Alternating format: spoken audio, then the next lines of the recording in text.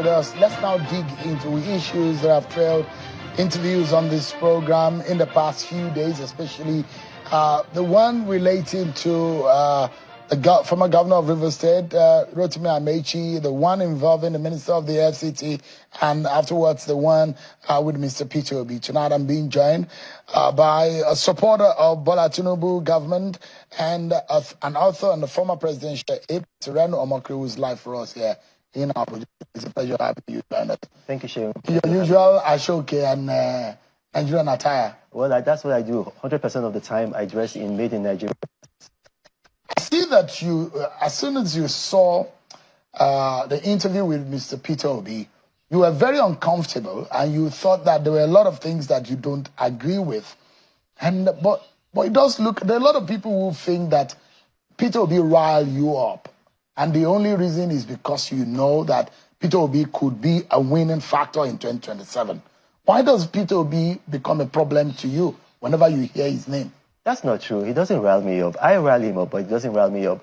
The reason why I had to come here, I had to leave California and come here, is because I'm a patriot. Peter Obi lied, and he lied. There are foreign direct investors who are watching your program and who are making investment decisions not to come to Nigeria. There are foreign investors in Nigeria who are making investment decisions to leave Nigeria because of the lies he told. One of the lies that he told is that the president has borrowed more than the administrations of Yaradua, President Jonathan and Buhari put together, and that's just a blatant lie. I have here with me from the Debt Management Office, and Nigerians who are watching, they can actually go to dmo.gov.ng, or you can go to Google and just put Debt Management Office Nigeria State of Indebtedness 2015. As of 2015, this is a PDF document from the Debt Management Office. Nigeria was owing a total of $63 billion. That's it here. I don't know if your camera can catch it. Now, when Buhari was leaving office, this is from the Debt Management Office, this is not from me. The Debt Management Office was set up by law. We've got people who are apolitical there. They're not members of the PDP, APC, or ADC. Buhari left office, and this is how much we were owing. On the last day of Buhari leaving office, $113 billion. Now, as of today, this is from the Debt Management Office, our debt has gone from $113 billion to $97 billion, meaning that Bola Tinubu has reduced our debt by over $14 billion. We should be appreciating this man. Yet, Peter Obi came here and lied to the Nigerian people. What did he do? Very manipulatively. He took the debts and then he now translated them into Naira to make it look like the debts have increased. Because don't forget, the Naira has been floated. So today, the Naira is trading at 1,531 Naira to the dollar. So when you now multiply that by what we're owing today, which is $97 billion, it looks as if our debt has gone up in Naira value. But don't forget, these were debts that were taken in dollars, mostly Euro bonds, debts from China, France, and from the Bretton Woods institution. Peter Obi came here and lied, and he told more lies than that. He also lied concerning Nnamdi Kanu. He said... Just for a moment, let's stay on the debt issue. Yes. Our debt as it stands in 2015, in 2015 actually, the debt was around 12 trillion. This is the total of foreign and local debts. Yes. But as of end of 2024, our debt has risen to 138 trillion. Is that right? That is right. Do you agree with that figure? That is correct. So it then means that by April 2025, there are indications that Nigeria's total debt is of 162 trillion naira. Now, if you look at it, it is a fact that we added a bit of debt. No, from 2023 and 2025. No, that's not accurate. You have to understand this. This is economics, and I have a master's in international banking and finance law from England. Let me explain it to you. I'm going to give you and the public a little education on this. When you're taking a debt, from, for example, a Eurobond debt, or from China, it's in dollars. It's not in Naira. So that debt is stable. Now, you have the Naira is floated. So because the Naira is floated, the Naira is not stable because it's being driven by the laws of demand and supply. So in 2015, when our debt was 12 trillion Naira, the value of the Naira, it was pegged at 196 Naira. So when you multiply that, that's why you get 12 trillion. If you take that same amount of money and multiply it by today's value of the Naira, which is 1,531, it's not going to be 12 trillion. It's going to be something like maybe about 100 billion.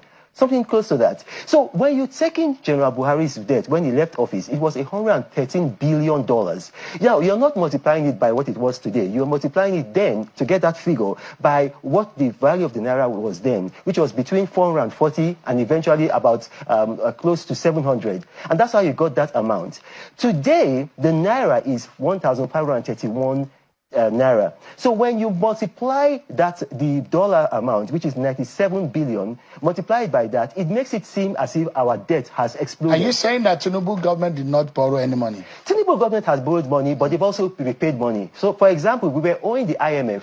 We are no longer owing the IMF at all. What we are actually paying to the IMF right now is what they call drawing rights. A drawing right is just like if you have a MasterCard. If you have a MasterCard, even if you pay your American Express or your MasterCard off, you're still going to be paying a yearly annual fee as a member.